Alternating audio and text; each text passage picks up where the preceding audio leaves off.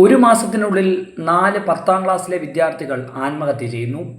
സംഭവം നടക്കുന്നത് തിരുവനന്തപുരം ജില്ലയിലെ കാട്ടാക്കടയിൽ. എന്താണ് ഈ ആത്മഹത്യകൾക്ക് പിന്നിലെ കാരണം?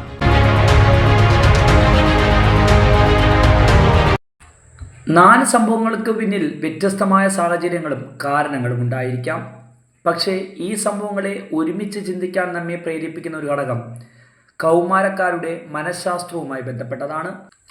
കൗമാരപ്രായം എന്നത് ശരീരത്തിൽ മാത്രം മാറ്റങ്ങൾ സംഭവിക്കുന്ന കാലമല്ല, വികാരങ്ങളിലും ചിന്തകളിലും തീരുമാനങ്ങളിലുമെല്ലാം വലിയ മാറ്റങ്ങൾ നടക്കുന്നു. ഈ പ്രായത്തിലുണ്ടാകുന്ന അപമാനം, ഒരു തോൽവി, പരീക്ഷയിലെ മോശം മാർക്ക്, പ്രണയനിരാശ, സുഹൃത്തുമായുള്ള പിണക്കം, വീട്ടിലെ പ്രശ്നങ്ങൾ, ഇതൊക്കെ മുതിർന്നവർക്ക് വളരെ ചെറിയ കാര്യങ്ങളായി അനുഭവപ്പെടും. എങ്കിൽ ഒരു കൗമാരക്കാരന് അത് തൻ്റെ ജീവിതം മുഴുവൻ തകർന്നു പോയേക്കാവുന്ന ഒരു സംഭവമാണ്. മനഃശാസ്ത്രത്തിൽ സൈക്കാച്ചെ എന്നൊരാശയമുണ്ട്. സഹിക്കാൻ കഴിയാത്ത മാനസിക വേദനയാണ് സൈക്കാച്ചെ.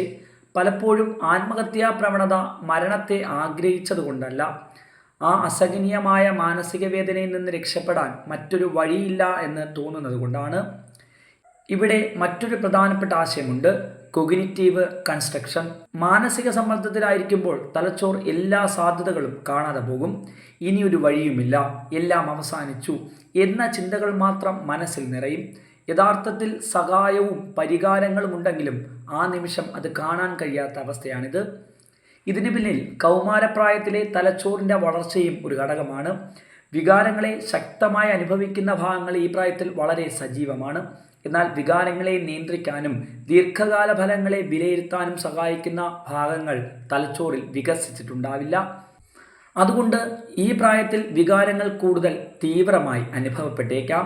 ഹോപ്പ്ലെസ്നെസ്, അതായത് ഇനി ഒന്നും മാറില്ല, എൻ്റെ ജീവിതത്തിൽ പ്രതീക്ഷയില്ല എന്ന തോന്നൽ ആത്മഹത്യാ പ്രവണതയുമായി ബന്ധപ്പെട്ട പ്രധാന മാനസിക പ്രശ്നമാണ്.